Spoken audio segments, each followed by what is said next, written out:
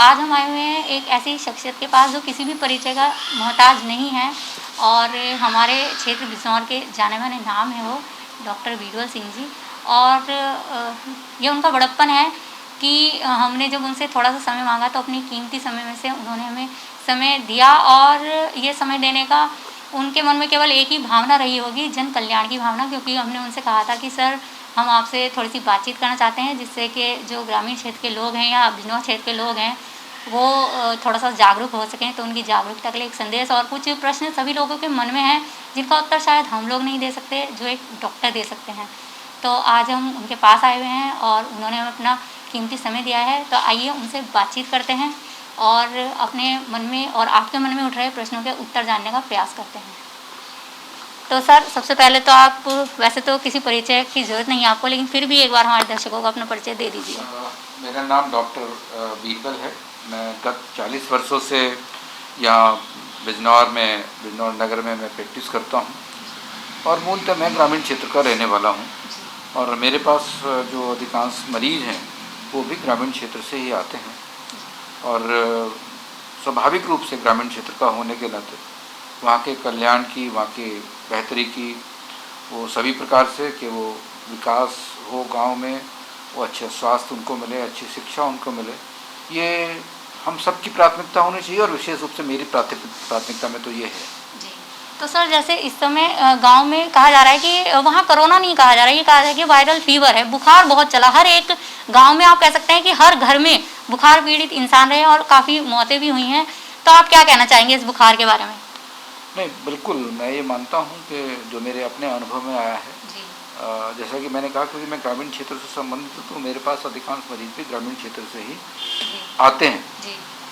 तो मुझे उनके जो लक्षण देखकर ये मैं कह सकता हूँ कि उनमें से अधिकांश को जो ये बुखार था, जो कोरोना है, ये भी एक वायरस है। तो ये कहना उनका कि ये वायरल फीवर है, तो वायरल फीवर तो है, पर ये कोरोना वायरस के कारण से वायरल फीवर है अधिकांश में। सब में तो नहीं कह सकते, पर अधिकांश में लक्षण उससे बहुत कुछ मिलते जुलते हैं और उन सब की जो जांच है वो कोरोना के लिए होनी चाहिए। अधिकांश लोगों ने कराई हुई है पर बहुत सारे लोगों ने नहीं कराई। सर तो जैसे बुखार आ जाए हमें, मान लीजिए वो वायरल हो या फिर कोरोना हो, तो क्या क्योर करनी चाहिए? जैसे मरीज अगर घर में है तो क्या सावधानियां बरतनी चाहिए, ये बताइए हमें। देखिए, इसमें सबसे पहला जो उद्देश्य है इस महामारी के समय में, वो हमको ये मानना चाहिए कि अगर वो कोई भी फीवर आ रहा है, उसको खांसी है, जुकाम है या कोरोना के दूसरे मिलते जुलते लक्षण हैं, तो हमको मानना ये चाहिए कि इसको कोरोना ही है। ऐसा मैं क्यों कहता हूँ? क्योंकि अगर हम उसको कोरोना मान के इलाज शुरू करेंगे या जो उसके घर वाले कोरोना मानेंगे तो वो बचाव कर सकते हैं।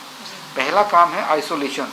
इस महामारी को रोकने में जो सबसे महत्वपूर्ण हथियार है वो एक रोकथाम की जानी चाहिए। और ये जो इतने बड़ी संख्या में केसेस गांव में आए हैं उसका भी एकमात्र कारण ये रहा है कि पहले 4-5 दिन उन्होंने उसको वायरल फीवर माना और अपने आप को आइसोलेट नहीं किया, वो अलग नहीं रहे, जिससे कि परिवार में अगर एक व्यक्ति संक्रमित हुआ तो उसके बाकी के पूरे परिवार ही संक्रमित हो गया। और उसका मूल रूप से कारण यही है कि उन्होंने इसको साधारण बुखार मान लिया। तो उन्होंने जो आइसोलेशन किया जाना चाहिए था वो नहीं किया। और हमें आज भी सबसे ज़्यादा जो जागरूक करने की ज़रूरत है वो मीडिया हो, सरकार हो, डॉक्टर्स हों, अन्य सामाजिक संस्थाएं हों। ये सबसे महत्वपूर्ण काम है इस कोरोना महामारी के दौरान कि हम लोगों को आइसोलेशन की और उससे बीमारी से किस प्रकार बाकी दूसरे परिवार में हमारे सदस्यों को नहीं हो और बाकी फिर वो पूरे हमारे समाज में नहीं फैले, इसके लिए हमको किस प्रकार से आइसोलेट करना है। पहले लक्षण आते ही हमको अलग हो जाना चाहिए अपने परिवार से और मास्क का प्रयोग करना चाहिए बाकी परिवार के सभी सदस्यों को, विशेष रूप से उनको जिनको आयु ज़्यादा है, जिनको कुछ कोमॉर्बिड कंडीशन, जिनको हम हाइपरटेंशन, ब्लड प्रेशर या शुगर की बीमारी है या अन्य गंभीर बीमारियों से पीड़ित हैं, उनको विशेष रूप से हमको उनको अलग कर देना चाहिए जिससे कि वो ना बीमार हो जाएं।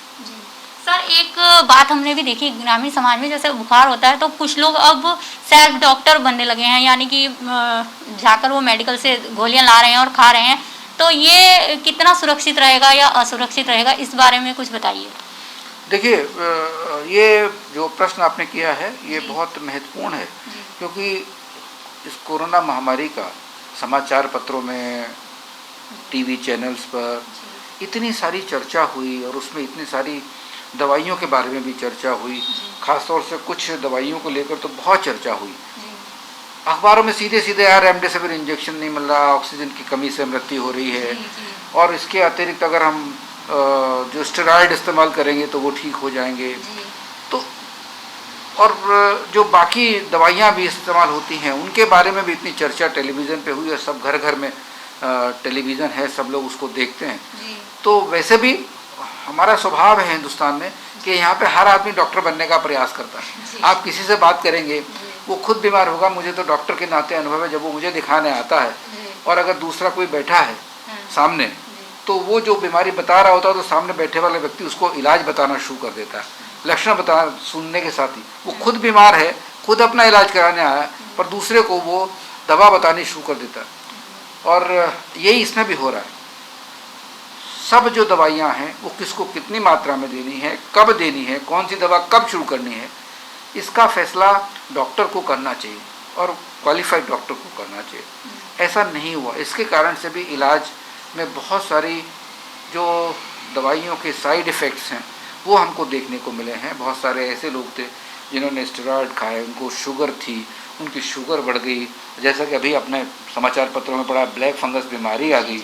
वो सब इसी कारण से हुआ कि वो कितनी नियंत्रित मात्रा में दिए जाने चाहिए, स्टेरॉयड कब शुरू किए जाने चाहिए, कब उनको विड्रॉ किया जाना चाहिए, ये सब उनको नहीं पता। उन्हें सिर्फ इतना पता है कि ये दवा वहाँ से मिल जाएगी, ले लीजिए। इसको चलते सरकार ने हालांकि मेडिकल स्टोर्स पे पाबंदी भी लगाई है कि आप ये जो दवाइयाँ हैं इतनी आसानी से लोगों को नहीं दें, बगैर प्रॉपर प्रिस्क्रिप्शन के नहीं दें। खासतौर से जो फेविपिराविर है उनकी शॉर्टेज को देखते हुए भी सरकार ने पाबंदी लगाई कि वो सब दवाइयाँ जो हैं वो जिनको आवश्यकता है और डॉक्टर के प्रिस्क्रिप्शन पर ही दी जानी चाहिए। तो ये स्वचिकित्सा जो है, खुद इलाज करना शुरू कर देना, ये प्रॉपर नहीं है।